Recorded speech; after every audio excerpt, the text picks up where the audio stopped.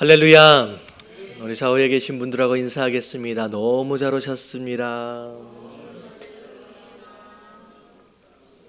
네, 감사합니다.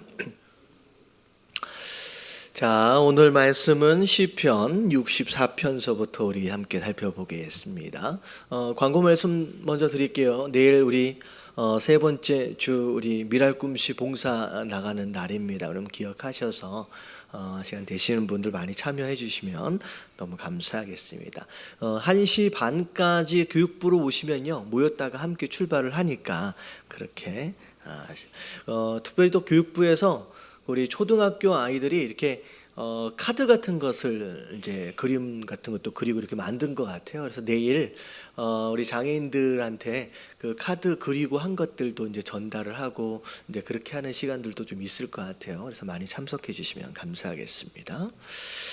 자, 시편 64편입니다. 우리 시편은 우리가 전체를 같이 쭉 읽어가면서 중요한 부분만 우리가 함께 살펴보고 있는데, 자, 1절서부터 10절까지 말씀 우리 같이 함께 읽어보도록 하겠습니다. 자, 다 같이 시작. 하나님이여, 내가 근심하는 소리를 들으시고 원수의 두려움에서 나의 생명을 보존하소서.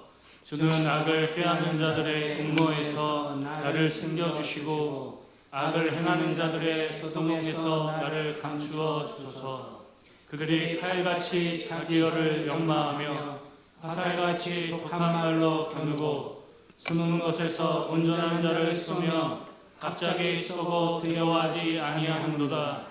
그들은 악한 목적으로 서로 격려하며 날몰래 울고 웃기를 함께 의논하고 하는 말이 누가 우리를 보리요 하며, 그들은 죄악을 꾸미며 이르기를 우리가 묘책을 찾았다 하나니 각 사람의 속뜻과 마음이 깊도다.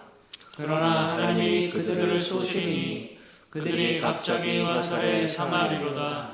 이러므로 그들이 엎드려지리니 그들의 혀가 그들을 해함이라. 그들 보는 자가 가 머리를 흔들리로다. 모든 사람이 두려워하여 하나님의 일을 선포하며 그의 행하심을 깊이 생각하리로다. 의인은 여호와로 말미암아 즐거워하며 그에게 피하리니 마음이 정직한 자는 다 자랑하리로다. 아멘. 자, 누가 쓴 시냐? 자, 이제 앞에 보니까 다윗의 시라고 이제 나와 있습니다. 다윗이 쓴 시예요. 내용 전체적으로 좀 살펴볼 때에 다윗이 억울한 가운데 있는 것 같습니다. 누군가의 음모로 인하여서 사람들이 모여서 어떤 계략을 짜고 묘책을 짜고 그것으로 말미암아 다윗이 억울한 상황, 공경에 처해 있는 상황 가운데 우리가 이 시편을 썼다라고 생각하시면 될 것 같아요. 자, 1절에 보니까 뭐라고 시작하느냐? 하나님이여, 내가 근심하는 소리를 들으시고 원수의 두려움에서 나의 생명을 보존하소서. 이 다윗 속에 있는 마음, 어떻게 보면 느껴지는 감정 자체를 하나님 앞에 이제 올려드리는 거예요. 믿음의 사람이라고 알고 있는 다윗이 지금 뭐 하고 있대요? 근심하고 두려워하고 있다는 거죠. 다윗 정도 되면 별로 근심 안 할 것 같고 두려워하지 않을 것 같은데, 다윗마저도 무엇으로부터 자유할 수 없느냐? 근심과 두려움으로부터 자유할 수가 없었다는 거죠. 이게 인생의 연약함이에요. 누구든 마찬가지라는 거죠. 중요한 것은 뭐냐면, 근심하고 두려워하는 것 자체가 부끄러운 게 아니에요. 다윗도 근심하고 두려워하고 있기 때문에 우리 마음 가운데 어떤 상황 가운데서 근심하게 되고 두려워하는 것 자체는 이제 어떻게 보면 부끄러워할 것이 아닙니다. 믿는 사람이 뭘 두려워해? 믿는 사람이 뭐 근심해? 이거는 모르고 하는 얘기예요. 믿어도 근심해요, 안 해요? 믿어도 뭐 해요? 두려워할 수 있는 거예요. 예, 믿는다고 근심과 두려움으로부터 완전히 자유한다, 여러분, 그런 건 없어요. 무슨 얘기인지 아시겠죠? 나는 근심, 두려움 이런 건 하나도 없다. 손 한번 들어보세요. 없어요. 다 두려워할 줄 알고요, 다 근심할 줄 아는 거예요. 근데 중요한 건 뭐냐면, 믿기 때문에 근심이 없고 믿기 때문에 두려워하지 않는 게 아니에요. 믿어도 근심할 수 있고 두려워할 수 있어요. 하지만 중요한 건 뭐냐면 믿기 때문에 그 근심과 두려움을 누구에게 가지고 나가는 거예요? 하나님께 가지고 나가는 거예요. 이걸 자기가 끌어안으면 믿는 게 아닌 거예요. 그러니까 믿는 자의 모습은 뭐에서 차이가 나느냐? 근심하지 않고 두려워하지 않는 것에서부터 시작되는 게 아니에요. 누구나 근심하고 두려워하는데 이것을 스스로 끌어안아 버리면 이것은 뭐한 사람이에요? 믿음이 없는 사람이에요. 이걸 해결하려고 사람을 찾고 스스로 방법을 찾으려면 이건 믿음이 없는 사람이에요. 믿는다라고 하는 것은 그 근심과 두려움을 누구에게 가지고 나가는 거예요? 하나님께 가지고 나간다라고 하는 거, 그게 바로 믿는 자와 믿지 않는 자의 차이다는 거죠. 이거 보세요. 첫 번째 뭐라고 불러요? 하나님이요 라고 나오잖아요. 이건 믿는 자의 모습이다라는 거예요. 여러분, 두려움과 근심이 있을 때 여러분 스스로 끌어안지 마십시오. 여러분, 해결할 능력이 우리 안에 있는 게 아니다라고 한다면 그냥 누구에게 가지고 나가야 돼요? 하나님께 가지고 나가는 것, 그게 믿는 자의 모습이다라는 거예요. 여러분, 깨달아지시길 주님의 이름으로 축원합니다. 그래서 우리가 이제 신앙생활을 하다 보면 약간 어떻게 보면 착각에 빠지는 경우가 있어요. 믿음이라고 하는 것으로 말미암아 우리가 굉장히 완전한 존재가 되어져 가는 것처럼, 그렇지 않아요. 믿어도요, 우리가 온전하거나 완전한 모습 되어지기는 한참 끝도 없어요. 그냥 계속 연약한 모습일 거예요. 너 더 나아질 것이다 라고 하는 기대 조금은 할 수 있을 것 같지만 그렇게 대단하게 나아지지는 않아요. 근데 중요한 건 뭐냐면 그러한 상황에서 누굴 의지하는 거? 하나님을 의지하는 거. 그게 믿음의 사람의 모습이다라는 거죠. 보세요. 다윗이 어렸을 때의 상황하고 다윗이 믿음이 막 자라고 난 뒤에 뭐예요? 왕이 되고의 상황하고 어떻게 보면 큰 차이가 없어요. 어떻게 보면 죄를 지어도 오히려 더 나이가 먹어가면 먹어갈수록 죄를 어떻게 지어요? 더 크게 지어요. 어떻게 보면 더 나아지기보다는 나이를 먹어가면 먹어갈수록 죄의 사이즈가 달라져요. 어떻게 보면 양을 치면서 죄를 지어봤자 뭔 죄를 지었겠어요?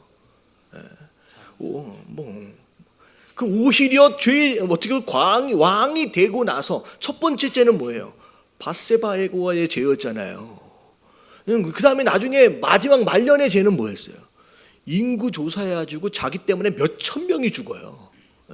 그러니까 어떻게 보면 우리가 점점 나이가 먹어가고 뭐 하면서 더 대단해지고 더 괜찮아질 것으로 기대하는 것은 오히려 아닐 수 있다는 거예요. 오히려 죄도 더 크게 지을 수 있어요. 우리가 더 나아진다라고 하는 어떤 그런 이야기이기보다는 그럼에도 불구하고 뭐 하는 것이다? 하나님을 의지하는 것. 그게 믿는 자와 믿지 않는 자의 차이다라는 거죠. 이해는 좀 되어지시죠? 네. 자, 주는 악을 꾀하는 자들의 음모에서 나를 숨겨주시고 악을 행하는 자의 소동에서 나를 감추어 주소서. 누군가가 다윗을 해하려고 이렇게 음모를 꾸미고 소동을 하고, 그래서 하나님께 자 이제 숨겨달라고 감추어 달라고 기도하는 겁니다. 자, 근데 이제 그들이 어떻게 보면 칼 들고 창 들고서 공격해 오는 게 아니라 뭘 가지고 공격해 오느냐? 3절 보니까 칼같이 자기 뭘 열만대요? 혀를 열만대요. 그러니까 말을 가지고 다윗을 공경에 빠뜨리는 어떤 그런 짓들을 지금 이제 하고 있는 것이죠. 그래서 갑자기 화살을 쏘고 죽이려고 하는, 하지만 자 이제 악인들의 특징입니다. 이제 4절에 보니까 숨은 곳에서 온전한 자를 쏘며 갑자기 쏘고 두려워하지 아니하는도다. 그러니까 이게 주로 이제 악한 자들은 주로 일을 꾸밀 때 어디서 꾸며요? 숨어서 꾸밉니다. 숨어서 꾸며요. 그리고 숨어서 꾸미면서 악한 목적을 가지고 서로 모도한대요. 자, 잘해보자 라고 격려도 한대요. 자기는 잘하는 줄 알 거예요. 남몰래 올무를 놓기를 함께 의논하고 하는 말이, 자, 누가 우리를 보리요 란다는 거예요. 아무도 안 본다는 거죠. 근데 누구는 보고 계세요? 하나님은 보고 계신다는 거예요. 하나님 앞에서 뭘 숨길 수 있겠느냐는 거죠. 그러니까 내가 하나님 앞에서 떳떳할 수 있느냐라고 하는 것이 굉장히 중요한 거예요. 아무리 뭘 격려하고 뭘 잘해도 하나님 앞에서 숨겨야 할 만한 일이다라고 한다면 이건 악한 일이죠. 자, 죄를 꾸미며 이르기를 우리에게 묘책을 찾았다라고 그런 식으로 얘기해요. 자, 그런데 이제 7절부터 나오는 내용이 뭐냐면 그렇게 숨어서 별의별 일들을 다 해도 결국은 다윗을 상하게 하기보다는 그들이 쏜 어떻게 보면 혀의 화살이 누구에게로 돌아온다. 그들에게로 거꾸로 돌아오게 된다는 거죠. 그래서 하나님이 그들을 쏘시리니 그들이 갑자기 화살에서 상하리로다. 자, 이러므로 그들이 엎드려지리니 그들의 혀가 그들의 해함, 그러니까 오히려 자기가 내뱉은 그 말이 부메랑처럼 돌아와서 자기를 상하게 만들 것이다. 그랬더니 사람들이 이제 머리를 흔든다는 거예요. 쯧쯧쯧쯧 불쌍한 것들, 그렇게 애써봐도 하나님 앞에서는 자, 모든 사람이 두려워야 하나님의 일을 선포하며 그의 행하신 일을 깊이 생각하리로다. 자, 10절. 자, 의인은 이라고 나와 있어요. 자, 의인은 여호와로 말미암아 즐거워하며 그에게 피하리니. 자, 의인이 왜 의인이냐? 왜 의인이냐? 죄를 안 지어서 의인이 아니라 그랬잖아요. 자, 의인이 왜 의인이에요? 예, 여기 10절에 그냥 나와 있어요. 하나님께 피했기 때문에 의인인 거예요. 하나님께 피했기 때문에 더 깨끗하게 살아서가 아니에요. 아니에요. 자, 그리고 마음이 정직한 자는 다 자랑하리로다. 아까 아침에 이제 숨어서 막 이렇게 묘책을 꾸미고 음모를 꾸미는 것은 정직하지 못한 모습. 하나님 앞에서 정직한 자. 그래서 다윗이 특별히 하나님 앞에 사랑받기 위해서 애썼던 모습은 다른 게 아니었어요. 정직하기 위해서 애썼습니다. 정직하기 위해서. 그래서 죄를 지었을 때도 어떻게 해요? 바로바로 즉각 이제 회개하려고 애를 쓰는 모습들. 그게 이제 다윗이 정직한 자로서 하나님 앞에 칭찬받았던 이유이죠. 자, 그래서 우리 64편의 중요한 내용은 뭐냐면 믿음이 있다고 근심이 없거나 두려움이 없는 게 아니에요. 없는 게요. 예. 밤에 이게 돌아다니다 보면 저도 무서워요. 저도 무서워요. 뭐가 뽀시락하면 어머나 이렇게 놀라요. 그건 다 두려움이 있는 거예요. 근데 중요한 건 뭐냐면 무서워하고 두려운 것 자체는 부끄러운 게 아니에요. 그런 감정이 우리 안에는 다 있습니다. 왜 그러냐면 이게 이제 생존을 위해서 우리에게 허락하시는 감정일 뿐이에요. 근심하고 염려하고 어떻게 보면 두려워하는 것 자체는 우리의 생존을 위해서 뭐가 옆에서 팍 나타나면 깜짝 놀라잖아요. 그러면 이 반응이 없잖아요. 그러면 팍 일어나서 딱 맞아버리면 끝나는 거예요. 이렇게 피할 수 있게끔. 그러니까 위험한 상황에서 어떻게 보면 즉 대처할 수 있도록 허락하신 우리의 본능이거든요. 그러니까 본능적인 감정적인 상태는 부끄러운 게 아니에요. 그걸 숨길 필요는 없죠. 정말로 부끄러운 건 뭐냐면 그걸 내가 끌어안는 거, 내가 스스로 해결하려고 하는 그 노력 자체가 부끄러운 거예요. 자, 다윗은 뭐 했다는 거예요? 그걸 맡겼어요. 그리고 누구에게 피했어요? 하나님께 피했어요. 그랬더니 하나님은 그 다윗을 보고 뭐라고 말씀하시냐? 네가 의인이다라는 거예요. 내가 너희를 인하여 이제 내가 기뻐하고 내가 너를 축복하신다라고 말씀을 가시는 것입니다. 그래서 자, 이제 64편은 바로 그런 내용이고요. 자, 넘어갈게요. 자, 65편으로 넘어갑니다. 자, 일단 1절서부터 13절까지의 내용 먼저 살펴보도록. 예, 1절부터 13절까지 내용 함께 같이 읽어보도록 하겠습니다. 시작. 하나님이여 찬송이 시온에서 주를 기다려오며 사람이 서원을 주께 이행하리이다. 기도를 들으시는 주여 모든 육체가 주께 나아오리이다. 재앙이 나를 이겼사오니 우리의 허물을 주께서 사하시리이다. 주께서 택하시고 가까이 오게 하사 주의 뜰에 살게 하신 사람은 복이 있나이다. 우리가 주의 짓고 주의 성전의 아름다움으로 만족하리이다. 우리 구원의 하나님이시여 땅의 모든 끝과 먼 바다에 있는 자가 의지할 주께서 의를 따라 어미하신 일로 우리에게 응답하시리이다.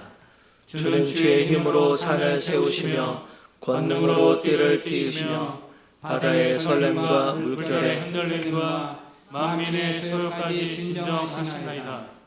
땅끝에 사는 자가 주의 징조를 두려워하리이다.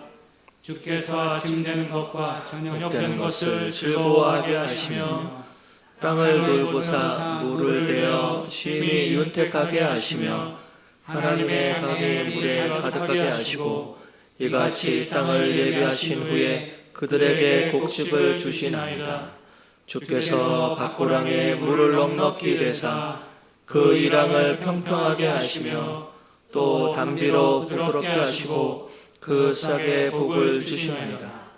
주의 은택으로 한 해를 반 씌우시니 주의 길에는 기름방울이 떨어지며 들의 초장에도 떨어지니 작은 산들이 기쁨으로 띠를 띄었나이다.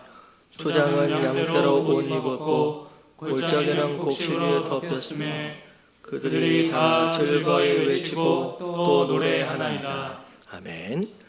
자, 65편도 누가 쓴 시냐면 이제 다윗이 쓴 시입니다. 특별히 65편 가운데서는 다윗이 무엇인가로 인하여 괴로워하거나 힘들어하는 흔적이 있어요, 없어요? 이 별로 없어요. 그러니까 어떻게 보면 이 65편의 시는 그냥 다윗이 일상에서 경험하고 있는 가장 일반적인 모습들에 대하여 하나님을 찬양하고 감사하는 시다라고 이제 생각하시면 되겠습니다.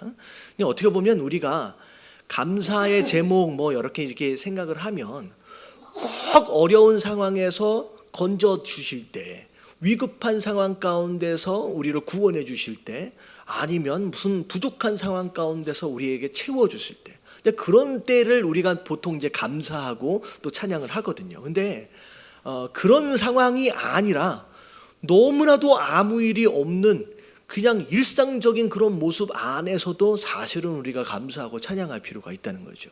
왜냐하면 그게 진짜 축복이에요. 누가 이제 제가 그런 예를 한번 들어드린 적 있잖아요. 아들이 밖에 나갔다 들어오더니만 아빠한테 그런 얘기를 하는 거예요. 아버지, 너 얼마나 감사한 일이 있었느냐. 무슨 감사한 일이 있었다는 거예요. 무슨 일이 있었는데, 그러니까 오다가 자동차가 사고가 날 뻔했는데 진짜로 아슬아슬하게 사고를 모면한 거예요.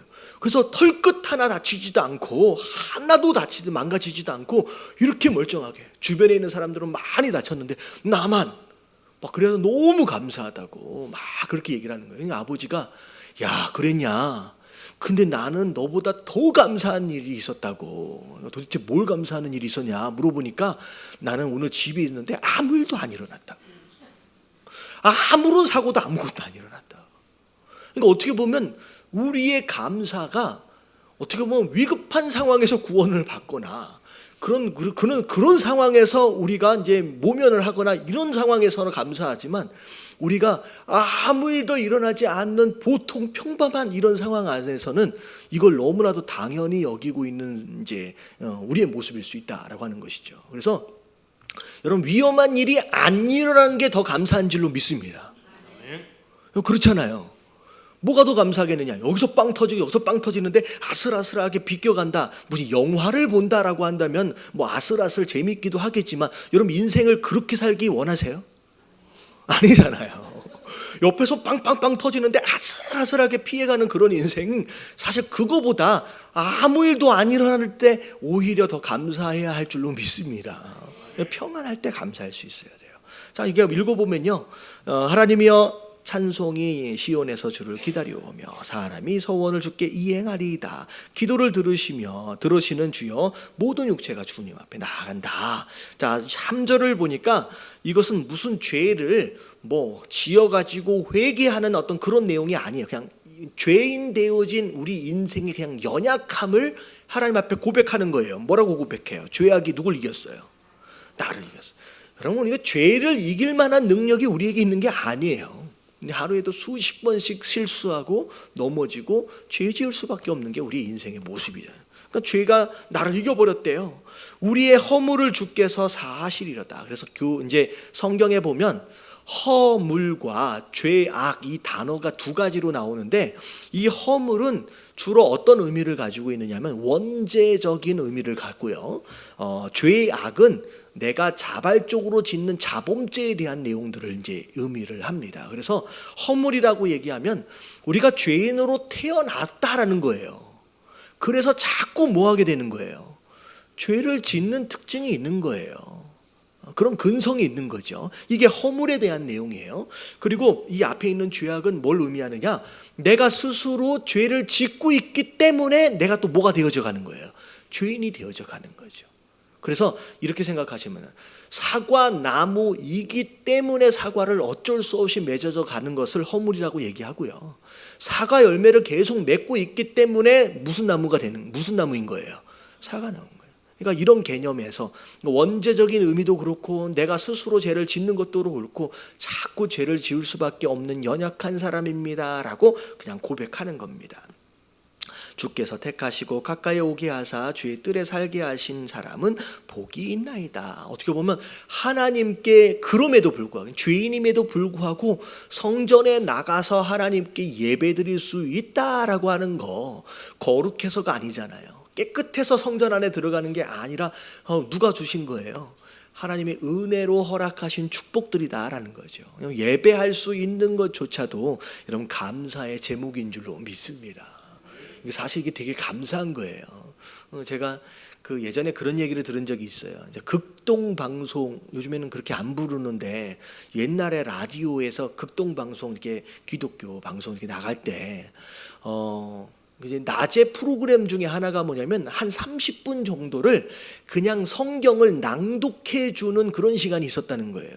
굉장히 오래전 얘기입니다. 근데 하루는 문제가 생겨가지고 이제 라디오 방송국 그 송신탑에 문제가 생겨가지고 이 방송이 바깥으로 나가지 못하는 상황이 벌어진 거예요. 근데 그 다음 날 갑자기 어디서 전화가 왔냐면 중국에서 전화가 온 거예요. 근데 굉장히 오래전 이야기이기 때문에 중국에서 전화 왔는데 왜 전화가 왔느냐? 어제 그 방송을 나가는 것을 못 들었다는 거예요. 그래서 그동안 여태껏 방송을 해오는 사이에 교인들끼리 뭐 한 거냐면 그 들려지는 그걸 가지고 성경을 뭐 한 거예요? 네, 성경을 받아 적은 거예요. 그러니까 성경책이 중국 사람들 거기에서 너무 귀하기 때문에 그걸 다 받아 적는데 어제 그 방송에 안 나가서 그만큼의 성경을 받아 적지를 못했다는 거예요. 그래가지고 다시 한번 방송해 주시면 안 되냐라고 전화가 왔다는 거예요. 여러분 성경책 하나가 있는 것 자체가 얼마나 감사한 건지. 그래서 심지어는 불과 한 20년 전 이야기인데요. 선교사들이 가니까요. 깜짝 놀라는 게 뭐냐면 많은 성도들이 성경 안에 대부분의 내용들을 거의 외우고 있더라는 거예요. 왜냐하면 성경이 없고 성경을 가지고 다니면 나중에 무슨 문제가 생기니까 뭐 해버려요. 그냥 차라리 그냥 외워버리는. 평신도인데 성경의 많은 부분들을 한 장씩 두 장씩 막 외우고 있더라는 거예요. 되게 깜짝 놀라요. 우리가 성경을 마음껏 아무 데서나 꺼내서 볼 수 있는 것조차도 아무 데서나 이렇게 좋은 환경 가운데서 예배를 드릴 수 있는 것조차도 여러분 하나님 앞에 감사할 수 있는 제목인 줄로 믿습니다. 그리고 4절에 대한 내용은 뭐냐면 하나님 앞에 이렇게 찬양하고 예배할 수 있는 것조차도 하나님 우리에게 허락하시는 복입니다. 축복입니다. 라고 고백하는 거예요. 자, 그리고 나서 5절서부터 쭉 나오는 내용은 이게 이제 다윗이 가지고 있는 창조신앙이에요. 다윗이 가지고 있는 창조신앙이에요. 단순히 내 문제 정도를 해결해 줄 수 있는 그 정도의 하나님이 아니라 하나님은 뭘 만드신 분이다? 이 세상을 만드신 분이라는 거예요. 그리고 이 세상의 주인 되신다는 거예요. 그래서 자 이게 여기서부터 5절서부터 6절 쭉 나오는 내용들을 보면 산을 세우시고 바다의 설렘과 물결 바다 아침과 저녁 이 모든 것들이 이 모든 세상의 주인 되신 이 하나님께서 경영해 가시는 그런 모습들을 함께 찬양을 합니다. 자 그러면서 이 자연 만물 안에서 그 안에 살고 있는 인생들을 하나님께서 어떻게 보살피시는지를 자세하게 설명하고 있어요. 심지어 물이 어떻게 땅을 윤택하게 하고 윤택하게 된 그 땅이 어떻게 곡식 가운데서 열매를 내고 그 곡식들로 인하여서 우리가 어떻게 그것들을 먹고 누리고 있는지에 대해서 굉장히 자세하게 설명을 하고 있어요. 그러니까 어떻게 보면 그냥 씨앗을 심으면 당연히 싹이 나고 당연히 열매 맺는 것이다 라고 생각하는 게 아니라 씨앗을 심는 것에서부터 열매를 맺는 그 순간까지 누가 다 하시는 거예요? 하나님께서 다 하신다라고 조목조목을 다 이야기하는 거예요. 어떻게 보면 이런 거예요. 우리가 밥을 먹을 때 그냥 먹으면 그냥 알아서 씹혀져서 넘어가서 소화되고 이제 뒤로 나오는 거라고 이제 생각을 하잖아요. 근데 한 번이라도 체를 해서 아니면 장염이라든지 그런 것으로 고생해 보신 분은 소화가 그냥 되는 게 그냥 알아서 되는 게 아니다라고 하는 걸 우리가 할 수 있다는 거예요. 네. 이빨이 한 번이라도 아프신 분들은 음식이 들어가서 씹을 때 그 이빨의 고마움을 알 수 있는 거예요. 근데 이빨이 씹을 때 그냥 이빨로 씹는 게 아니잖아요. 씹으면서 안에서 뭐가 나와요? 이렇게 침이 나오잖아요. 침하고 음식물하고 막 섞여서서 꼴깍꼴깍 넘어가는 그 순간마저, 여러분 진짜 심하게 감기가 걸려가지고 제가 그러니까 침이 안 삼켜지는 거예요. 목이 부어가지고. 그래서 안 삼켜지는. 그러니까 이게 삼켜지는 것마저도 얼마나 감사한 건지를 여러분 아셔야 돼요. 할렐루야. 그냥 안 아파 보셨나 봐요. 아파 보셨대를 한번 생각해 보세요. 여기 넘어가는 게 얼마나 힘든 건지. 얼마나 힘든 거지. 그리고 신기한 게 뭐냐면 여기서 딱 넘어갈 때 여기 안에 식도가 있고 기도가 있어. 그 참 신기하게 공기가 들어 마셔질 때는 뭐가 막혀요? 식도가 막히고 기도가 열리는 거야. 그리고 음식이 딱 들어가는 순간 뭐가 막혀요? 기도가 딱 막히고 식도가 열려. 야, 이게 너무 신기하지 않아요? 별로 하나도 안 신기해요. 여러분 사례 들리잖아요. 이 박자를 아차 하는 순간에 못 맞히는 것이 뭐냐면 사례 들리는 거예요. 물 한 방울만 기도 속으로 들어가면요 곧 견딜 수가 없는 거예요. 그게 얼마나 교묘하게 움직이는지 이게 그냥 보통 되어지는 게 일상적으로 그냥 자연스럽게 되는 게 아니라는 거예요. 누가 하시는 거예요? 하나님이 하시는 거예요. 진짜 신기한 게 뭐냐면 위가 난 너무 신기한 것 같아. 이거 지금 의사 선생님 앞에 두고서 이제 이렇게 얘기하는데 틀리면 얘기해 주세요. 여러분 위 안에서 나오는 위액이요 어마어마한 산성이에요. 여러분 이 안에 음식이 들어가면 음식이 그 액으로 인하여 어떻게 돼버려요? 녹아요. 근데 신기하게 위벽은 어떻게 돼 있어요? 위벽이 견뎌내는 걸 보면 진짜 신기한 거예요. 음식이 들어가면 다 녹아버리는데 위벽이 안 녹고 그냥 멀쩡하게 있어요. 근데 신기한 게 뭐냐면 위벽도 조금씩 녹는데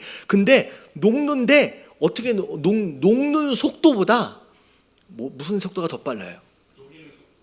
아니 위벽이 녹는 속도보다 재생되는 속도가 더 빨라. 그래서 이 재생되는 속도가 위벽을 녹이는 속도보다 늦어지면 어떻게 되는 거예요? 위에 빵꾸가 생기는 거예요.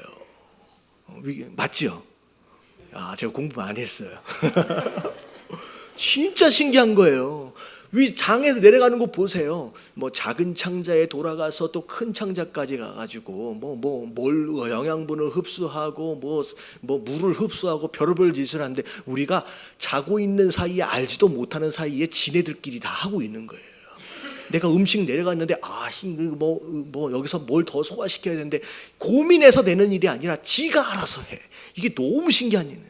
어떻게 보면 이게 다윗이 식물이 어떻게 자라서 우리가 어떻게 먹게 되느냐를 자세하게 설명하고 있는 내용이 곧 무슨 내용이냐? 방금 얘기한 것처럼 음식 하나가 입에 들어가서 배출될 때까지 내 의지랑 상관이 없이 하나님이 알아서 소화시켜 주시는 그 모습으로 인하여 감사하는 거랑 마찬가지라는 거예요.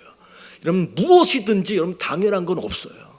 여러분 하나님이 하시는 거예요. 여러분 그 하나님이 그 손을 놔버리시면 그때부터는 큰일 나는 거예요. 여러분 하나님의 주권적인 이 역사하심에 대하여 아무 일이 없다라고 할지라도 여러분 일상에 감사하실 수 있는 저와 여러분들 되시길 주님의 이름으로 축원합니다. 그래서 이 65편은요 아무 일도 안 일어났어요. 아무 일도 안 일어났는데 아무 일도 안 일어난 그 상황 자체가 너무 감사한 거예요. 그냥 먹고 사는 것 그 자체가 너무 감사한 거예요. 여러분 일상에 대하여 감사하시게 되길 주님의 이름으로 축원합니다. 자, 66편으로 넘어옵니다. 자, 1절서부터 7절까지만 같이 한번 읽어봅니다. 시작. 온 땅이여 하나님께 즐거운 소리를 내치어다.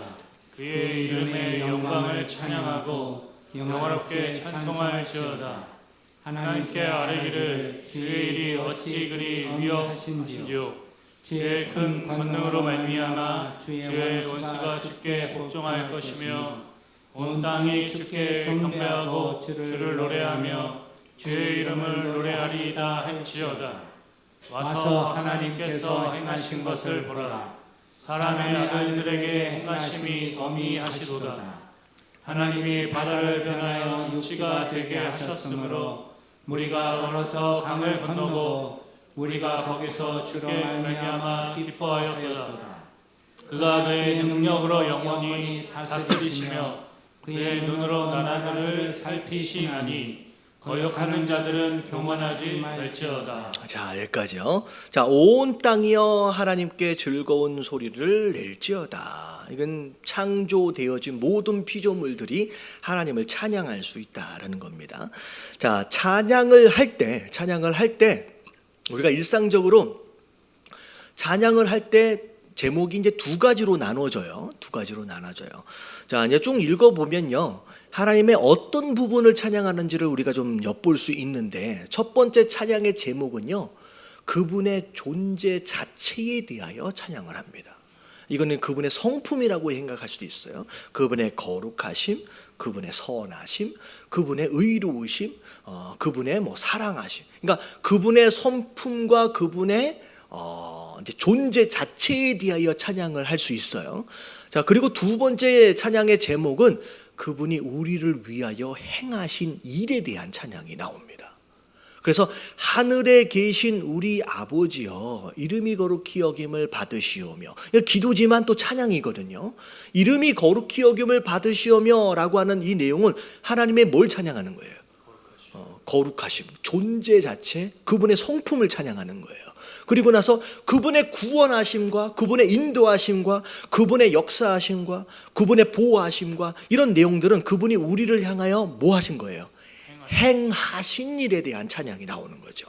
그래서 2절에 보니까 그의 이름의 영광을 찬양하고, 이것은 그분의 존재에 대한 찬양이에요. 그리고 나서 3절에 보니까 주께서 아래게를 주의 일이 어찌 그리 어미하신가, 어썸이라고 얘기하는 거예요. 그분의 일, 행하신 일에 대하여 이제 찬양을 하게 됩니다. 자, 근데 이제 6절서부터를 보니까 도대체 이 다윗이 뭐에 대하여, 도대체 뭘 행하신 거에 대해서 찬양을 하고 있느냐.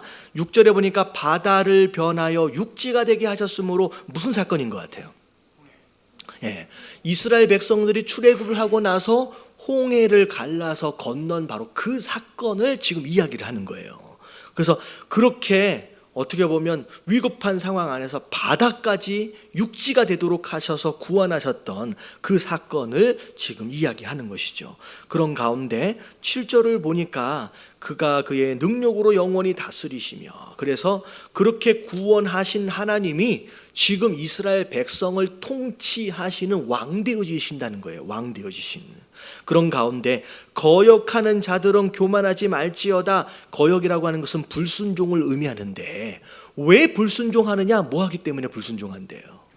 교만하기 때문에. 그러니까 겸손하다라고 한다면 뭐 할 수 있어요? 순종할 수 있어요. 그러니까 어떻게 보면 순종하기 위해 노력해야 하는데, 사실은 순종하려면 뭐 해야 돼요? 먼저 겸손해야 되는. 지금 하나님을 향하여 대적하고 거역하는 이유가 뭐냐면 교만하기 때문이다라고 얘기하는 거예요. 그래서 7절까지의 내용은 특별히 행하신 일들 가운데 출애굽과 광야에서의 인도하심과 구원하심에 대한 찬양이 쭉 나오는 거예요.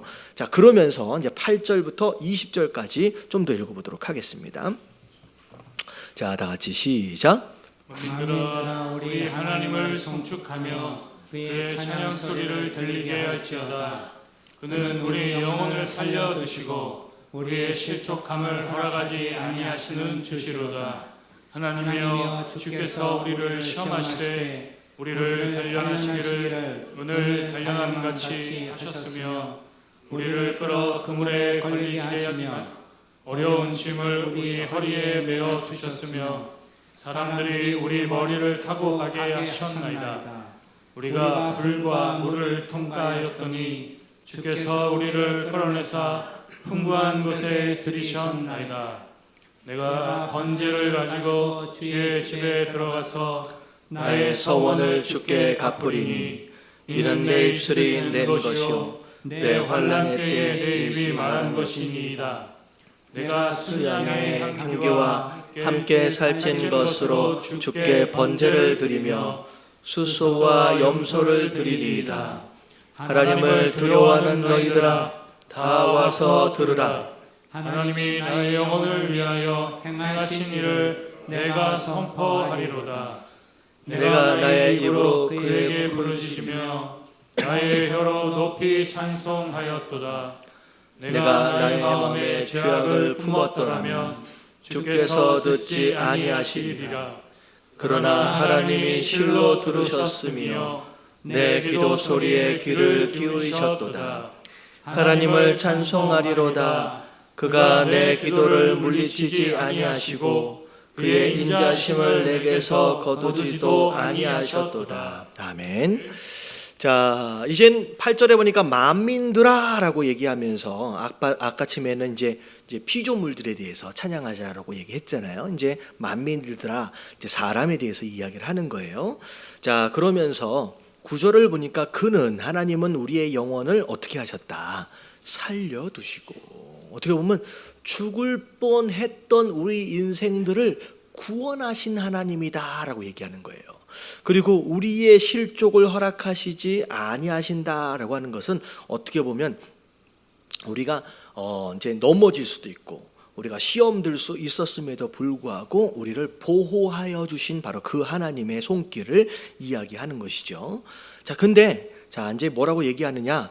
뭐 도대체 무슨 일이 있었길래 살려두고 실족한다라고 하는 이 표현을 썼느냐?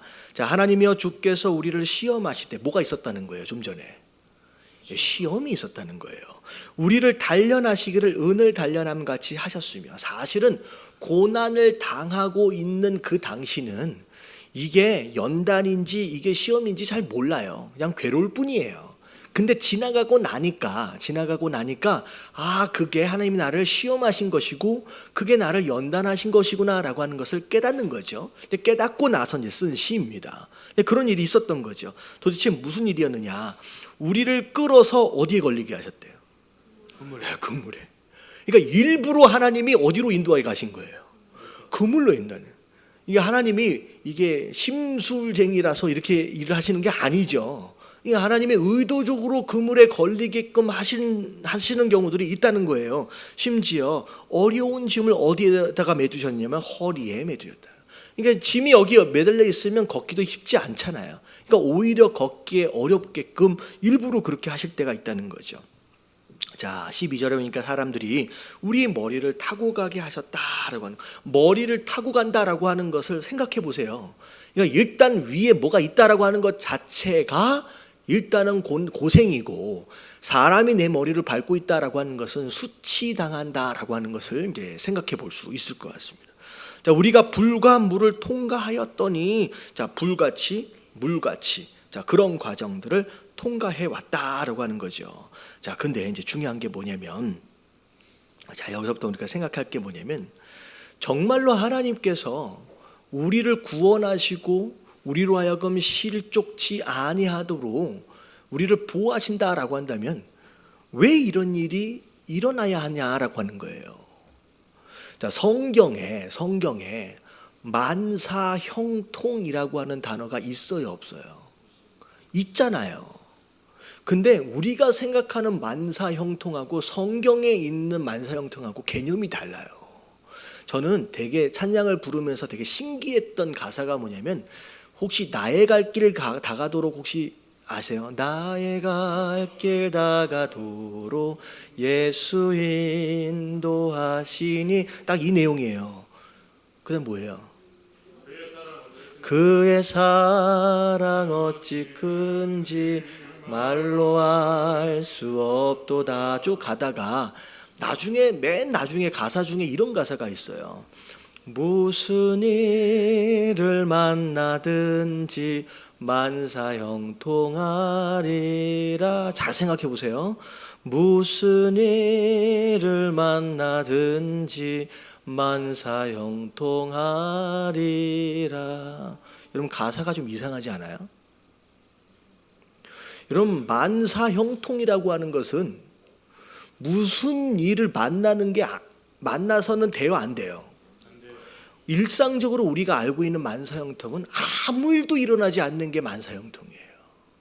근심할 만한, 두려워할 만한 일들이 내 삶 가운데 일어나지 않는 것 자체가 만사형통인데, 이 찬양을 쓴 이 작사자가 뭐라고 얘기하느냐? 무슨 일을 만나든지, 이 전제가 뭐예요? 내 삶 가운데 근심하고 두려워할 만한 일들이 일어난다, 안 일어난다? 일어난다는 게 전제예요. 근데 그럼에도 불구하고 뭐라고 표현하고 있어요? 그럼에도 불구하고 만사형통이래요. 이게 말도 안 되는 표현이거든요. 근데 그게 맞는 거라는 거예요. 성도 되어진 자가 경험하는 만사형통은 내 삶 가운데 근심하거나 두려워할 만한 일들이 아무것도 일어나지 않는 것을 의미하는 게 아니라, 그런 일들이 수도 없이 일어난다라고 할지라도 그분이 구원하시고 그분이 보호해 주시면 그걸 뭐라고 얘기할 수 있다는 거예요? 그걸 만사형통이라고 얘기할 수 있다는 거예요. 여러분, 이 만사형통에 대한 정의를 새롭게 하시길 주님의 이름으로 축원합니다. 그냥 교회를 다니면 아무 일도 안 일어나고 아무 근심도 없고 아무런 문제도 없고, 여러분, 이것은 잘못된 복음이에요. 그런 일들은 일어나지 않아요. 무슨 일을 만나든지 나는 뭐라고 고백할 수 있어요? 만사형통이라고 고백할 수 있어요. 누가 뭐 하시기 때문에? 그분이 나를 구원하시고 그분이 나를 실족치 않도록 보아주고 계신다라고 한다면 일을 만나고 안 만나고는 상관이 없다는 거예요. 그냥 만사형통이라고 얘기하는 거예요. 여러분, 그런 믿음을 가지시길 주님의 이름으로 축원합니다. 그래서 왜 나는 이렇게 열심히 교회를 다니고 왜 이렇게 나는 봉사를 하는데 왜 이런 일이 우리 삶 가운데 있지? 여러분, 이 표현이 맞아요, 틀려요? 틀린 거예요. 있을 수 있어요. 그럼에도 불구하고 만사형통이라고 얘기하는 거예요.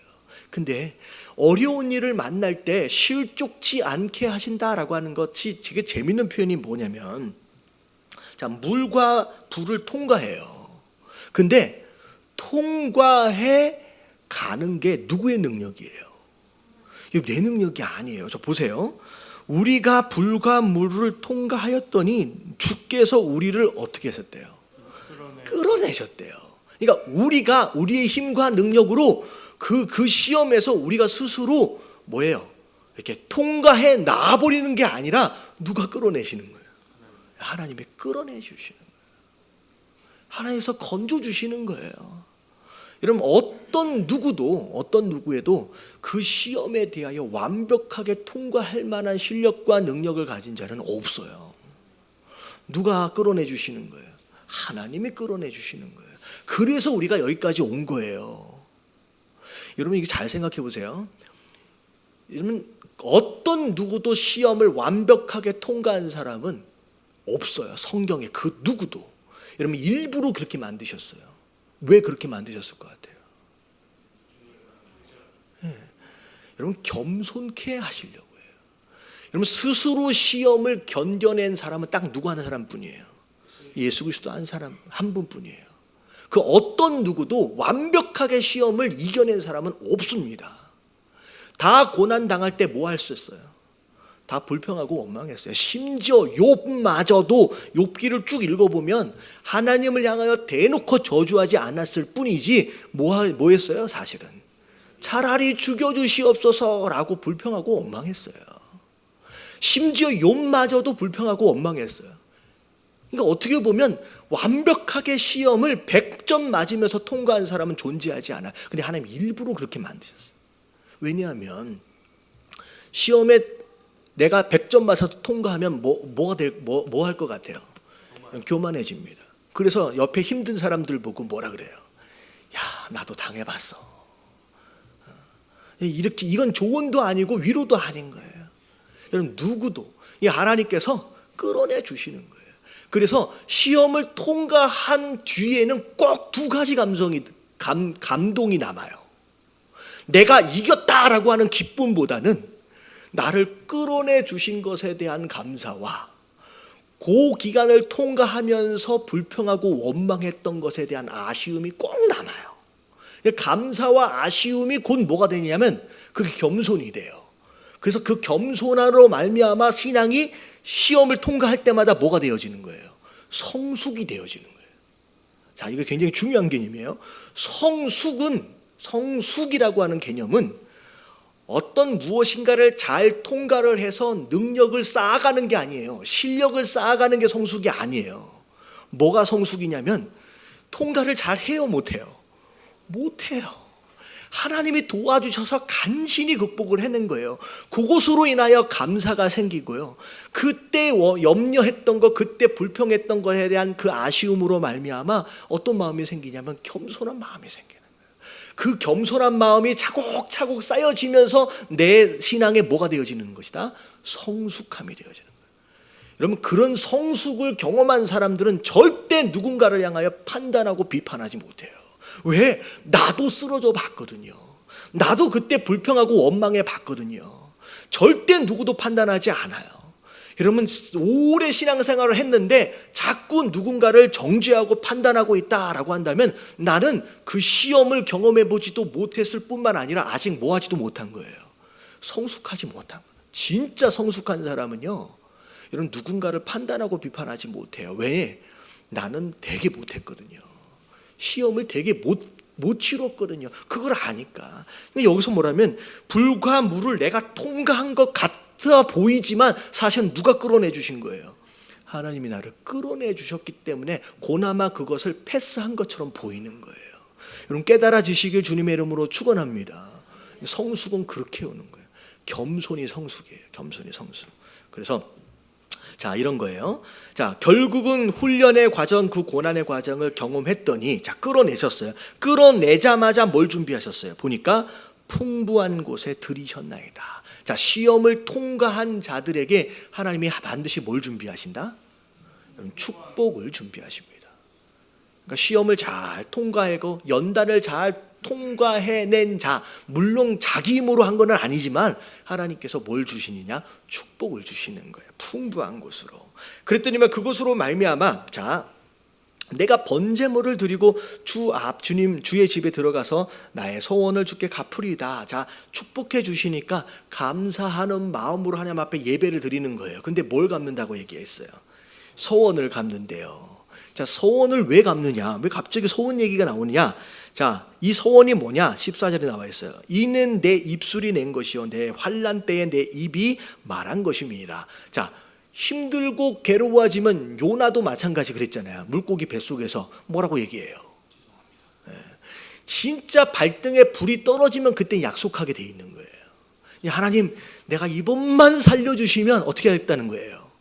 내가 진짜 잘해보겠습니다. 하나님이 이번만 이 문제를 해결해 주시면 내가 하나님 앞에 더 헌신하겠습니다. 여러분, 이런 약속을 이런 고난의 때의 시험의 과정에서 너무나도 잘한다는 거예요. 근데 중요한 게 뭐냐면 그 고난의 때에 했던 약속을 반드시 뭐 해야 된다? 지키자라는 거예요. 지키자라는 거예요. 특별히 약속을, 사람들은 약속을 하면 살잖아요. 약속을 하는데 약속을 잘 안 지키는 대상들이 있어요. 약속을 했음에도 불구하고 약속을 잘 안 지키는 사람들이, 일반적으로 사람 같은 경우에는 가까운 사람일수록 더 약속을 안 지켜. 부부끼리 더 약속을 안 지키고요. 부모 자식끼리 더 어떻게 보면 가깝기 때문에 뭐 해줄 거라는 기대가 있는 거예요. 그냥 용서해 줄 거라는 기대가 있는 거예요. 그래서 가까운 사람끼리 참 이렇게 뭐라 그럴까요? 참 약속을 안 지켜요. 근데 사람 같은 경우는 가까운 사람이지만 사람뿐만 아니라 누구하고의 약속을 참 잘 안 지키냐면 하나님과의 약속은 참 잘 안 지켜요. 하나님은 어떤 하나님이다? 아니, 그 약속 안 지키는 사람들. 하나님은 사랑의 하나님이라는 거예요. 꼭 붙일 때 참 잘도 갖다 붙여. 하나님은 사랑의 하나님이기 때문에 이 정도 약속 안 지키는 거에 대해서는 하나님 뭐 하신다는 거예요? 용서해 주는. 저는 하나님이 제일 억울할 것 같아요. 하나님, 그분은 우리들에게 신실하게 약속을 계속 지켜주고 계시지만 그분의 백성들로부터는 참 약속을 잘 지켜지지 않는 것을 당하고 계시는 분이 하나님이라는 거예요. 여러분, 하나님을 참 안타깝게 만드시지 마시길 주님의 이름으로 축원합니다. 여러분, 화장실 가기 전 마음하고 갔다 나올 때의 마음하고 달라지면 된다, 안 된다? 안 된다는 거예요. 그래서 제가 그런 얘기를 했잖아요. 왜 배고플 때 사과를 주시면 너무 좋을 텐데 사과도 먹고 모도 심고 씨앗도 심고, 근데 왜 꼭 씨앗으로만 주시느냐? 사과 먹고 나면 씨앗을 심는다 안 심는다? 그럼 배부르면 씨앗을 안 심는 거예요. 공경에 처하면 뭐든지 할 수 있을 것 같잖아요. 근데 이 상황이 딱 벗어나지게 되면 전혀 다른, 그래서 하나님 앞에 자꾸 오리발을 내미는 그런 상황들. 근데 이 시편 기자는 이게 다윗이죠. 내가 그런 상황에서 내가 지키겠다라고 얘기를 하는 거예요. 그래서 이제 번제단과 번제를 하나님 앞에 드리겠다라고 얘기를 합니다. 자, 그리고 나서 16절에 보니까 자, 하나님을 두려워하는 너희들아 다 와서 들으라. 자, 하나님이 나의 영혼을 위하여 행하신 일을 내가 뭐한다? 선포하겠다. 자, 이게 이제 어떻게 보면 이게 이제 레파토리가 딱 나오는 거예요. 자, 우리가 고난 가운데 우리가 연단이 되어져요. 연단 되어짐으로 말미암아 우리가 성숙해잖아요. 그 연단을 통과하면 하나님 축복해 주세요. 축복해 주시는 가운데 하나님 앞에 감사하고 우리가 하나님께 했던 약속을 지켜요. 헌신한다는 얘기예요. 헌신을 하고 그 다음에 뭐 해야 돼요? 자, 16절. 다른 사람에게 하나님이 내게 행하셨던 일들을 뭐한다? 선포한다. 뭐 한다는 얘기예요? 전도한다는 얘기예요. 결국은 자, 시험의 과정을 잘 통과하고 맨 마지막에는 뭐 하는 걸로 끝내요? 헌신과 전도하는 것으로 끝나지는 거죠. 이게 성도 되어진 삶이 어떻게 되어져야 하느냐라고 하는 거에 대한 레파토리가 쭉 나오는 겁니다. 자, 그런 가운데 좀 그동안 이제 하나님께서 기도에 어떻게 응답하셨는지에 대한 이제 설명이 좀 나오는데 18절에 되게 중요한 표현이 나옵니다. 자, 같이 한번 읽어볼게요. 시작. 내가 나의 죄악을 품었더라면 주께서 듣지 아니하시리라. 자, 죄악을 품었다라고 한다면 하나님이 나한테 응답하시지 않았을 거라는 거예요. 반대로 얘기하면 어떻게 보면 하나님이 내게 응답하시려면 우리와 하나님 사이에 뭐가 있으면 안 돼요? 이 죄악이 있으면 안 된다는 거죠. 여러분, 이것은 죄를 지어서는 안 된다라고 하는 이야기일 수도 있지만 우리가 하나님 앞에 간구하며 나아가기 전에 뭐 해야 된다는 얘기예요? 회개해야 된다는 얘기예요. 죄로부터 완전히 자유할 수 있는 사람은 없잖아요. 그러니까 회개하는 기도가 어찌 보면 간구하는 기도보다 더 먼저 나아갈 필요가 있죠. 자, 하나님은 하나님께를 찬송하리로다. 20절. 그가 내 기도를 물리치지 아니하시고 그의 인자하심을 내게서 거두지 아니하셨도다. 하나님이 나를 사랑하시기 때문에, 인자가 러브거든요. 하나님 나를 사랑하시기 때문에 내가 기도하는 것들에 대해서 다 들으시고 응답하셨다.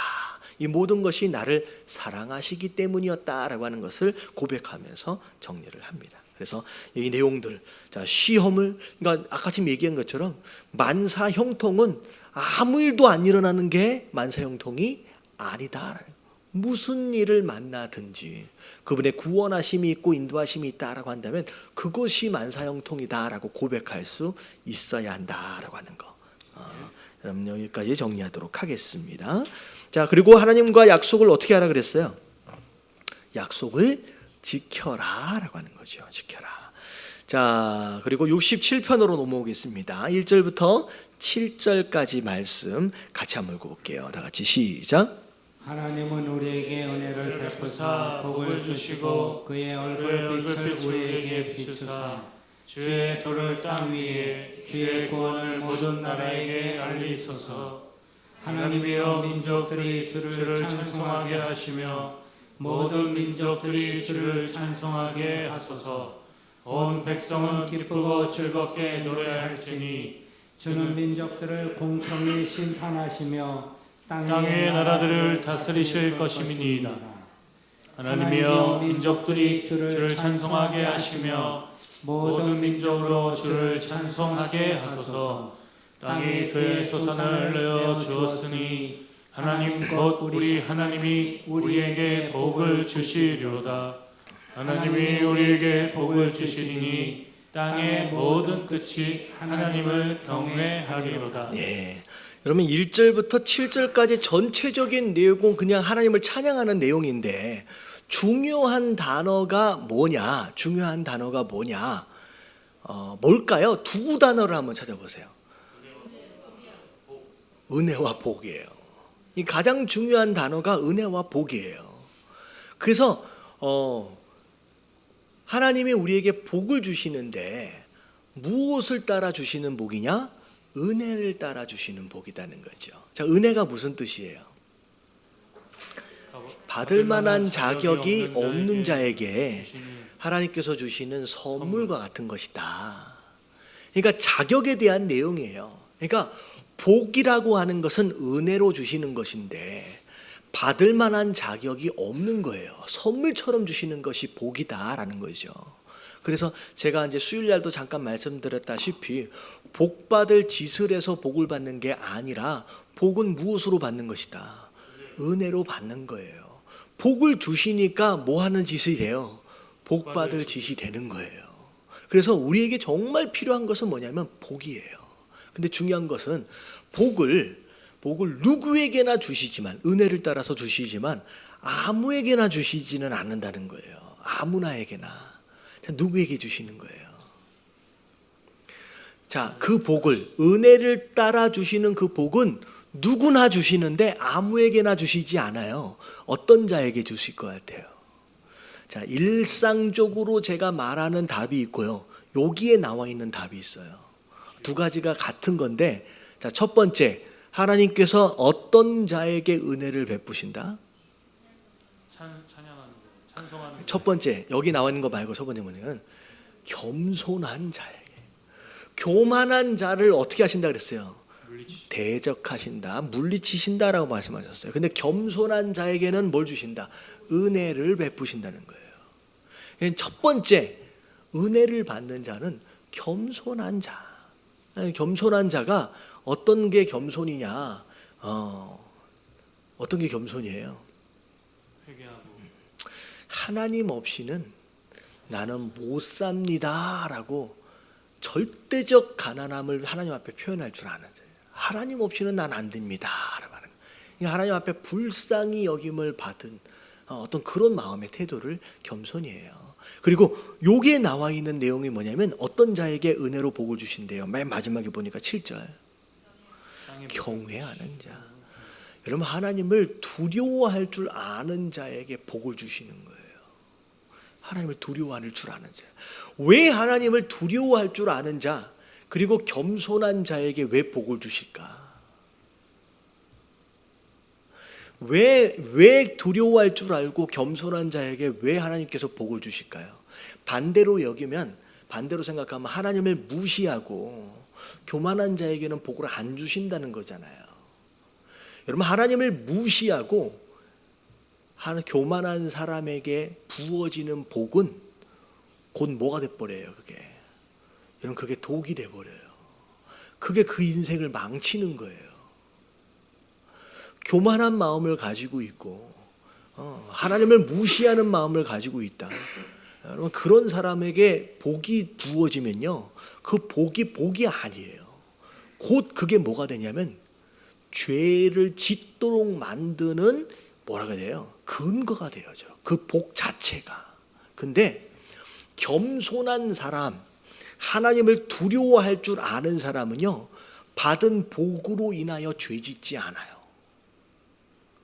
그래서 자, 이런 찬양이 있어요. 찬양 그 성경에 나와 있는 내용인데, 사랑하는 자여 내 영혼이 잘됨, 처음 들어보시는 찬양이에요? 잘됨과 같이. 그 다음에 뭐죠? 내가 범사에 잘되기를 내가 간구하노라. 여러분, 이게 성경에 나와 있는 내용이에요. 자, 내가 범사에 잘된다라고 하는 것은 축복에 대한 내용이에요. 근데 이 축복을 받기 전에 뭐가 먼저 전제예요? 내 영혼이 잘됨과 같이. 그 영혼이 잘된다라고 하는 것은 두 단어로 정리되는 거예요. 하나님을 경외할 줄 알고 겸손할 줄 아는 거예요. 그러면 그 가운데 아무리 부어져도요, 그게 범죄가 안 돼요. 죄 짓지 않아요. 이런 하나님을 두려워할 줄 모르는 사람은요, 받은 복을 가지고 받은 물질을 가지고 죄짓기 시작합니다. 교만한 자는 그것 가지고 죄짓기 시작하는 거예요. 그래서 하나님이 어떤 사람에게 복을 주시느냐, 기도하고 매달려서 간구하는 사람이 아니에요. 무엇으로 그릇을 준비한 사람, 겸손과 경외감으로 그릇을 준비한 사람에게 하나님께서 복을 주신다라고 하는 거죠. 깨달아지시길 주님의 이름으로 축원합니다. 여러분, 이게 신학적인 것이 아님에도 불구하고 굉장히 중요한 영적 원리를 제가 정리를 해드리는 거예요. 마치 수학 공식처럼. 그래서 누가 복을 주시느냐, 그냥 아무렇게나 아니에요. 아무나가 아니에요. 아무나가 아니에요. 무엇으로 그릇을 준비한 자에게 복을 주시는지. 그래서 저도 기도할 때 저 그렇게 해요. 성도들에게 대해서 다 일이 잘 되도록 기도하지 않아요. 만사 형통을 위해서 누구에 대해서 다 기도하지 않아요. 어떤 사람은 오히려 지금의 열악한 상황이 그 사람에게 모일 수 있어요. 차라리 복일 수 있어요. 그러면 오히려 복 주지 말고 좀 기다려달라고 기도할 수도 있어요. 뭐 이렇게 얘기하면 목사가 왜 이렇게 심보가 이렇게 나쁜가? 여러분, 그게 그렇지가 않아요. 왜냐하면 제가 목회를 오래 해보지는 않았지만 오히려 받은 복 때문에 하나님을 멀리하고 떠나버리는 사람들을 제가 너무 많이 봤기 때문에 오히려 물질로 복을 받고 눈에 보이는 것으로 복을 받는 것 자체가 복이 안 될 수가 있어요. 그래서 영적으로 제대로 준비되지 않은 상황이라고 한다면 오히려 제가 하나님 앞에 주지 말라고 기도할 수 있어요. 하지만 제가 어떤 경우에는 제가 이렇게 기도하는 사람이 있어요. 하나님, 진짜 복 주실 만한 사람을 찾고 있다라고 한다면 저 집사님만큼은 반드시 놓치지 말아 주십시오. 저 집사님한테만큼은 그 복을 달라고 그렇게 기도하는 경우가 있어요. 그런 경우는 어떤 경우일 것 같아요? 진짜 겸손하고 정말 하나님을 경외할 줄 아는, 영적으로 먼저 준비가 되어진 분들에게 있어서는 그 축복을 위해서 간구하며 기도합니다. 이제 뭐가 축복이냐라고 하는 거에 대해서 우리가 잘 알아야 된다라고 하는 것이죠. 자, 그래서 정리해 볼게요. 자, 복은 무엇을 따라 주시는 것이다? 자, 은혜를 따라 주시는 거다. 받을 만한 짓이 아니에요. 은혜를 따라 주시는, 자격이 없는 가운데. 자, 그래서 복을 받은 자가 복 받을 짓을 하는 거예요. 근데 중요한 것은 뭐냐면 누구에게나 주시지만 아무에게나 주시는 것은 아니다. 자, 복은 누구에게 임해요? 자, 하나님을 경외하는 자와 하나님에 대하여 겸손한 자, 이 두 가지 영적 조건이 갖춰질 때, 그 그릇이 준비되어질 때 그때 부어지는 거예요. 왜냐하면 그때 부어지면 탈이 안 나요. 근데 그게 준비가 안 된 상황에서 부어지면요, 그 복이 우리 안에서 탈이 나버리는 거예요. 그게 우리의 독이 되어지거나 저주가 되어질 수 있기 때문에 먼저 영적으로 잘 되어지는 것을 하나님께서 기다리시는 경우가 있어요. 그래서 하나님 우리에게 복 주시길 원하시는 줄로 믿습니다. 근데 우리에게 아직 임하지 않았다라고 한다면 우리가 아직 뭘 준비하지 않은 것일 수 있다는 거예요. 겸손과 경외를 준비하지 않았을 경우에는 주시지 않는 경우가 있다는 거예요. 뭐 다 그런 것은 아니지만 그것을 위해서 기도해야 될 줄로 믿습니다. 자, 넘어갈게요. 자, 그 다음 68편입니다. 자, 1절서부터 10절까지 우리 다 같이 한번 읽어볼게요. 시작. 하나님이 일어나시니 원수들을 흩어지며 주를 미워하는 자들을 주 앞에서 도망하리이다. 연기가 불려가듯이 그들을 몰아내소서. 물 앞에서 미리 녹음같이 악인이 하나님 앞에서 망하게 하소서. 의인은 기뻐하여 하나님 앞에서 뛰놀며 기뻐하고 즐거워할지어다. 하나님께 노래하며 그의 이름을 찬송하라. 하늘을 타고 광야에 행하시던 이를 위하여 대로를 수축하라. 그의 이름은 여호와시니 그의 앞에서 뛰놀지어다. 그의 거룩한 처소에 계신 하나님은 고아의 하나님이시며 과부의 재판장이시라. 하나님이 고독한 자들은 가족과 함께 살게 하시며 갇힌 자들은 이끌어내사 통통하게 하시느니라. 오직 거역하는 자들을 거처는 메마른 땅이로다. 하나님이여, 주의 백성 앞에서 앞서 나가사 광야에서 행진하셨을 때에 땅이 진동하며 하늘이 하나님 앞에서 떨어지며 저 신의 산도 하나님 곧 이스라엘의 하나님 앞에서 진동하였나이다. 하나님이여 주께서 흡족한 비를 보내사 주의 기업이 곰핍할 때에 주께서 그것을 견고하게 하셨고 주의 회중을 그 가운데 살게 하셨나이다. 하나님이여 주께서 가난한 자를 위하여 주의 은택을 준비하셨나이다. 자, 1절에 보면 뭐라고 시작하느냐? 하나님이 일어나시니라고 이제 표현하고 있잖아요. 자, 하나님이 일어나셨다. 그러면 좀 전까지 하나님 뭐 하고 계셨다는 거예요? 여러분 이게 하나님의 육신을 입고 계시는 분이 아니기 때문에 뭐 앉았다 일어났다 뭐 이런 의미는 아닐 거예요. 근데 우리가 이제 이걸 알아야 돼요. 지금 하나님이 일어나셨다라고 하는 것은 뭘 하시려고 일어나신 거예요? 뭔 일을 하려고? 여러분 이 내용을 보면 심판하시기 위해서 일어나신 거예요. 자, 그러면 좀 전까지 앉아 계셨다라고 하는 의미는 지금까지 뭐 하셨다는 거예요? 그 심판이 있기 전에 그 전까지는 뭐 하신 것이냐면 참고 기다리셨다는 얘기예요. 자, 하나님께서는 굉장히 오래 참으시고 기다리세요. 하지만 정하신 때가 되어지면 그때는 그 심판을 위해서 일어나시는 거예요. 자, 근데 이 알아야 될 게 뭐냐면 일어나시기 전까지의 참고 기다리는 과정에 있어서는 의인의 입장에서 볼 때는 고난이에요. 의인의 입장에서 볼 때는 훈련이에요. 어려운 상황이잖아요. 심판하시기 전에는 의인은 괴로워요. 근데 반대로 악인에게 있어서는 참고 기다리신다라고 하는 것은 그들에게 뭘 지금 허락하시는 거예요? 돌이킬 수 있는 기회를 허락하시는 거예요. 그게 하나님이 일어나시기 전의 모습이에요. 이 땅의 모습입니다. 이 땅은 악인에게 있어서는 지금 뭘 주시고 계시는 거예요? 참고 기다리면서 계속 돌이킬 수 있는 기회를 주고 계시는 거예요. 근데 반대로 얘기하면 의인 입장에서는 괴로움이에요. 힘들어요. 고난이에요. 연단이고 훈련의 과정입니다. 근데 정하신 때가 되어서 딱 일어나시는 순간, 심판이 시작되어지는 순간, 자, 악인은 어떻게 된대요? 여기 나오잖아요. 흩어지는. 이 악인에게는 큰일 나는 거예요. 기회가 끝난 것이기 때문에. 근데 반대로 참고 기다리는 과정 가운데 힘들고 어려웠지만 심판이 시작되어지는 순간 의인에게는 어떤 일이 벌어져요? 기쁨이에요. 그래서 3절에 의인이 기뻐한다고 얘기하는 거예요. 여러분 이게 심판이 있기 전과 심판이 있기 후에 의인과 악인의 갈림길이에요. 전혀 달라요. 어떻게 보면 지금 우리가 어렵고 힘드는 게 맞아요, 틀려요? 오히려 맞아요. 이미 악인들을 위해서 기회를 제공하고 계시는, 기다려주고 계시는 거예요.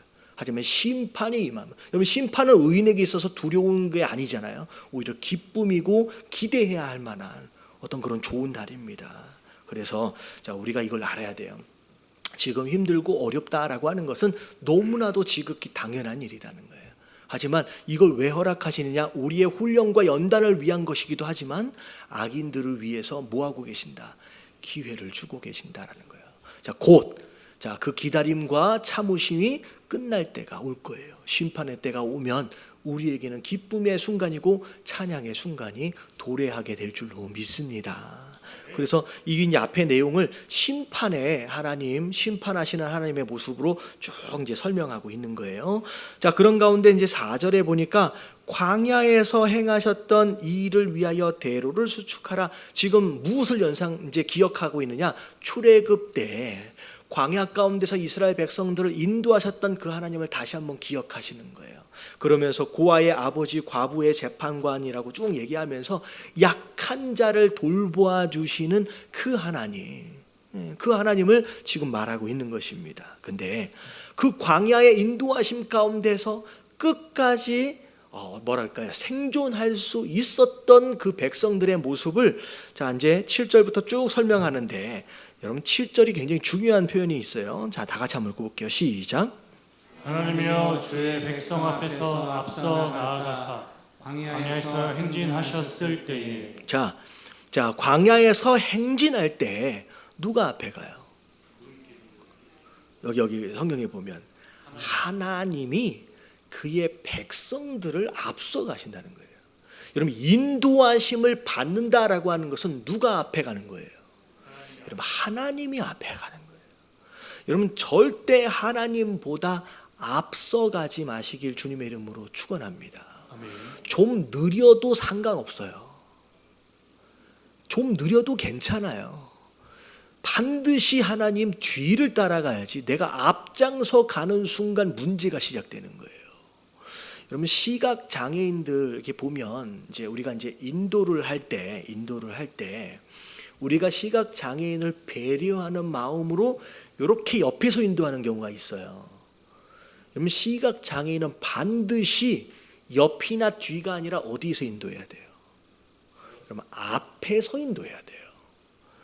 어떻게 보면 무례해 보일 수 있지만 시각 장애인이 가장 안전하게 느낄 때가 나보다 누군가가 앞에서 나를 끌어줄 때 가장 안전하다고 느껴요. 나중에 집에 갈 때 옆에 집 가까운 사람 있으면 눈 감고서 하나 끌어달라 그러세요. 제일 두렵고 무서울 때가 인도자가 어디 있을 때, 뒤에 있을 때가 제일 무서워요.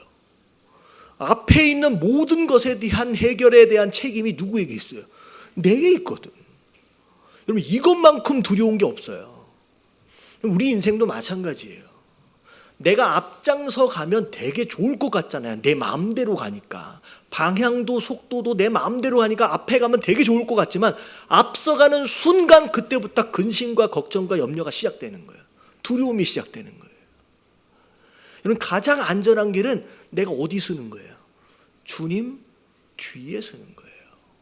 그걸 따라가는 거예요. 그래서 그 이스라엘 백성들이 광야에서 행진을 할 때의 모습이 뭐냐면 제일 앞에 뭐가 앞장서서 갑니까? 구름 기둥과 불기둥과 그분이 앞서 가는데 그게 사실은 성막 언약궤가 가장 먼저 앞서가요. 그러니까 언약궤가 가고 세 개 지파가 쫙 줄을 서서 딱 갑니다.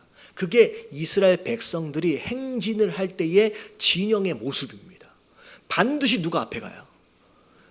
성막 그리고 언약궤가 가장 먼저 가요. 근데 이제 딱 진을 치고 멈춰야 하는 순간이 있잖아요. 그때 누가 제일 먼저 서요?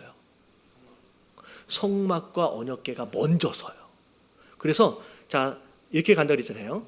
앞에 언약궤가 먼저 가고 언약궤를 중심으로 레위 지파가 언약궤를 메고 가잖아요.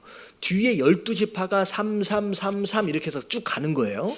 자 그러다가 자 언약궤가 딱 서면 어떻게 돼요? 여기 있는 지파가 언약궤를 넘어서 요 동쪽에 서고요. 여기 있는 지파가 이쪽 위로 올라가 이쪽 밑으로 가고 이쪽 밑으로 가서 딱 멈춰 설 때 진영을 지을 때는 무엇이 가장 가운데 서냐면 성막과 언약궤가 가운데에 서는 거예요. 그러니까 멈출 때는 누구 중심? 하나님 중심이에요. 이동할 때는 누가 앞서가시는 거예요? 하나님이 앞서가시는 거예요. 이게 성도 되어진 자의 삶의 모습이에요. 갈 때는 이동할 때는 그분이 앞서가시는 것이고 멈춰 있을 때는 하나님 중심의 삶을 사는 것. 여러분 이게 성도 되어진 자들의 모습이다라는 거죠. 그래서 앞서가지 말라는 거예요. 뒤따라가는 것이 가장 안전하다라고 하는 것이죠. 자, 그러니까 자 하나님이 앞장서서 가시는 순간 자 무슨 일이 벌어져요? 땅이 진동한다. 하나님 앞에서 모든 것들이 다 진동한다. 이게 두려워 떠는 것을 의미합니다. 이게 어디에 나오냐면요. 이스라엘 백성들이 가나안 땅 정복을 위해서 들어갈 때 누구와 전투를 하냐면 제일 첫 번째 전투가 여리고성과의 전투예요. 여리고성에 전투를 하기 전에 2명의 정탐꾼이 먼저 들어갔는데 자 2명의 정탐꾼이 누굴 만나요? 기생 라합을 만나요. 라합이 기생 라합이 이 2명의 정탐꾼에게 뭐라고 얘기했는지를 한번 보세요. 우리가 니네에 대해서 다 들었다는 거예요. 그래서 그 들은 것으로 말미암아 우리 모든 여리고성 백성들이 마음이 어떻게 됐다? 녹아내렸다라고 하는 거예요. 여러분 하나님이 앞서가시는 삶은요 세상이 두려워해요. 누구 때문에 두려워하느냐? 나 때문이 아니에요. 나를 앞서가시는 그 하나님으로 인하여 세상이 두려워할 만한 인생을 산다는 거죠. 우리가 능력이 없어도 상관이 없는 거예요. 우리가 그분만 따라가면 된다라고 하는 것이죠. 그래서 여기의 내용은 지금 광야에서 어떻게 가야 어떻게 가야 하느냐라고 하는 것에 대한 가장 중요한 내용, 하나님의 앞서가심에 대해서 우리가 설명을 하고 있는 겁니다. 그런 가운데 자 마지막으로 자 11절부터 18절까지 자 요 내용은 자 10절까지는 그 가나안 앞에까지의 이야기예요. 그리고 나서 11절서부터는 어디로 들어가는 거예요? 이제 가나안 땅 안으로 들어가서 약속하신 그 땅을 하나님께서 그분의 백성들에게 넘겨주시는 장면이에요. 자, 다 같이 한번 읽어볼게요. 11절 다 같이 시작. 주께서 말씀을 주시니 소식을 공포하는 여자들은 큰 무리라.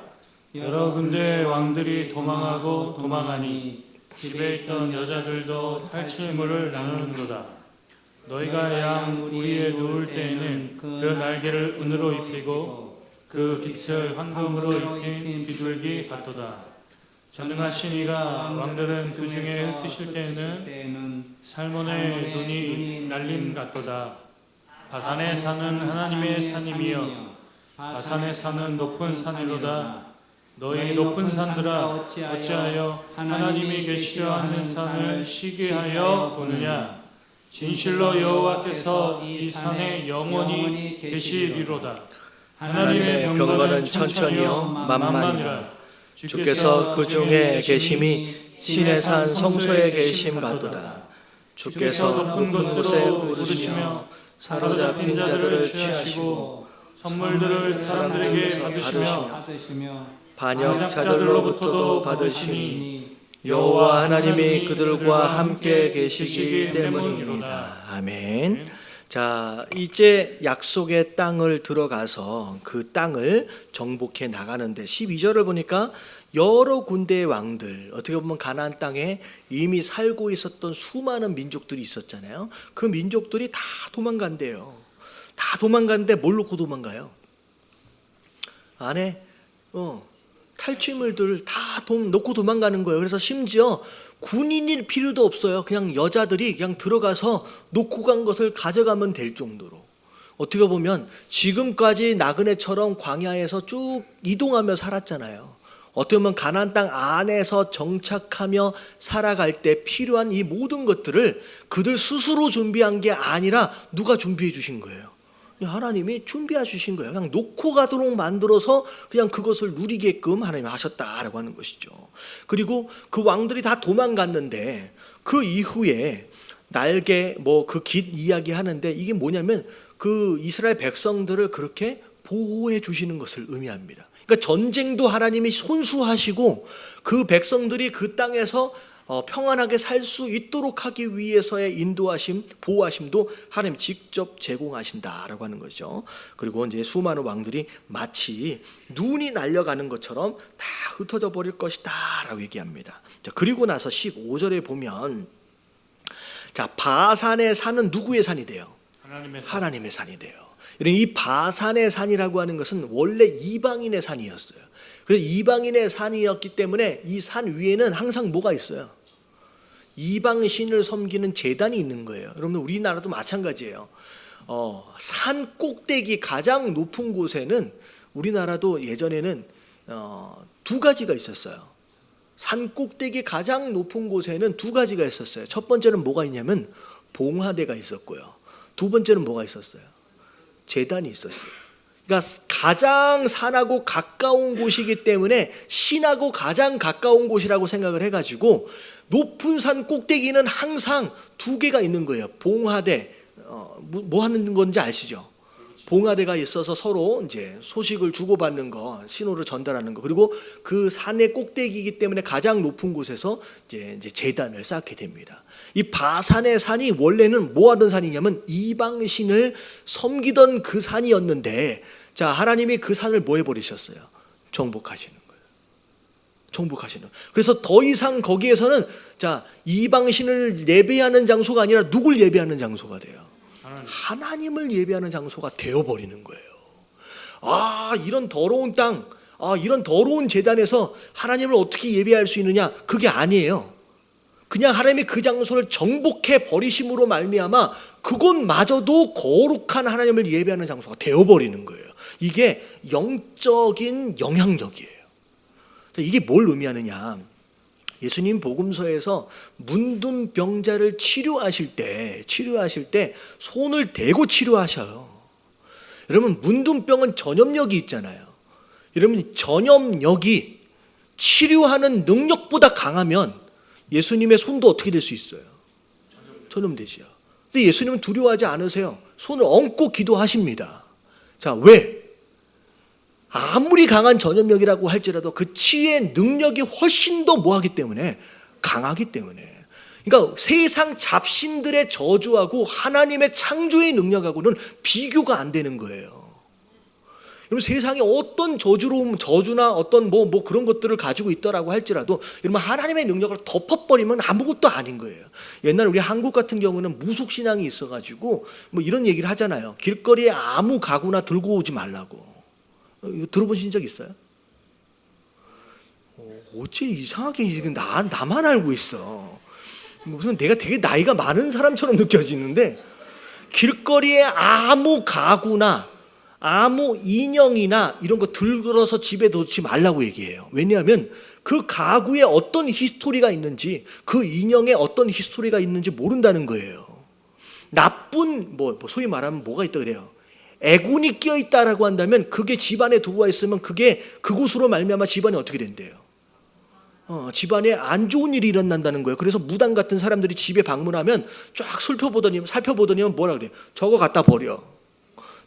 이런 거 하잖아요. 여러분, 그걸 우리가 염려할 필요가 있어요, 없어요? 여러분, 없어요. 여러분, 이 애군이나 이런 것들은 여러분 하나님의 창조의 능력하고의 비교가 안 되는 거예요. 여러분, 눌러버리는 겁니다. 그 어떤 신을 섬기던 제단이었던 상관이 없어요. 하나님이 정복해 버리시면 그 산이 누구를 예배하는 산이 돼요? 하나님을 예배하는 산이 되는 거예요. 그래서 바울 사도가 제사상에 있는 그 음식을 먹어도 된다, 안 된다? 된대요. 상관없다는 거예요. 막 먹어라. 근데 뭐 할 때는 먹지 말라. 네가 먹는 것으로 믿음 약한 사람이 혹시나 시험 들 만한 일이 생기면 그 믿음 약한 개 때문에 먹지 말라는 거예요. 다 먹어도 된다는 거예요. 여러분, 우리 하나님의 능력을요, 하나님 영적 권위를요, 여러분 어떻게 평가하지 말라 그러지? 평가절하하면 안 돼요. 그분의 능력. 제가 어떤 남미 선교사님 이야기를 들었는데, 그 선교사님 이야기예요. 남미를 갔는데 외지 사람이 들어오면 텃세가 심하잖아요. 근데 그 선교사님이 가족끼리 이제 들어가가지고 이제 살 집도 이렇게 마련을 하고 이제 복음도 증거하고 하는데, 얼마나 텃세가 심한지. 특별히 텃세가 심한 사람이 누구였냐면 그 마을에 무당이 하나가 있더래. 그러니까 그 지역에서 섬기는 그 신의 무당인 거야. 아이, 무당이 얼마나 심하게 괴롭히는지 이 저주를 하려고 매일 아침마다 깜짝깜짝 놀라는 거예요. 왜냐면 그 저주를 하려고 이 닭 있잖아요. 닭 모가지를 끊어가지고 그 집 앞에 매달아 놓고 피가 뚝뚝 떨어지는 거야. 그러니까 아침에 딱 일어나서 문을 열면 어떻게 돼 있어요? 목이 없는 닭이 하늘에 매달려 있는 거예요. 그러면서 막 피가 흥건하게. 되게 무섭잖아요. 근데 그 선교사님 하시는 얘기가 뭐냐면 너무 감사했다는 거야.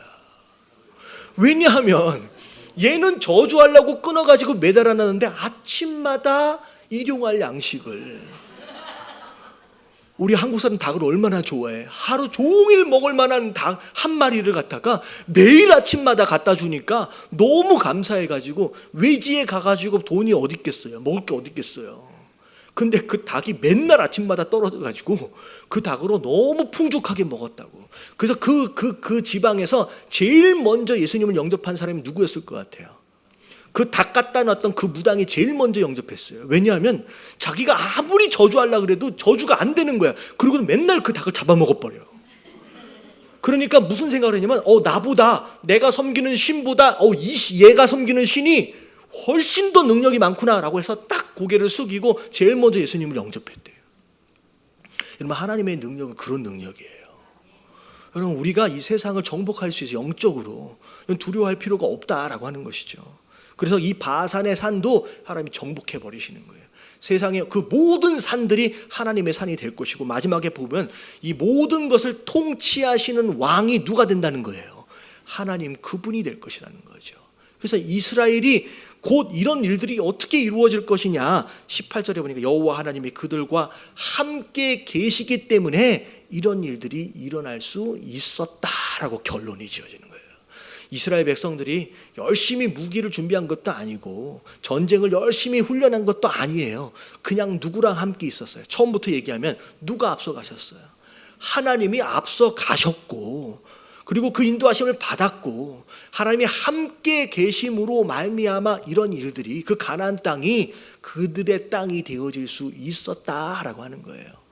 여러분, 우리가 이렇게 세상을 정복해 가는 거예요. 여러분, 우리에게 사실은 이 김포 땅을 주신 거예요. 우리 영적으로 여러분, 이 하나님과 함께 하심으로 말미암아 이 세상, 이 김포 땅을 영적으로 정복해 갈 수 있는 저와 여러분들 되시길 주님의 이름으로 축원합니다.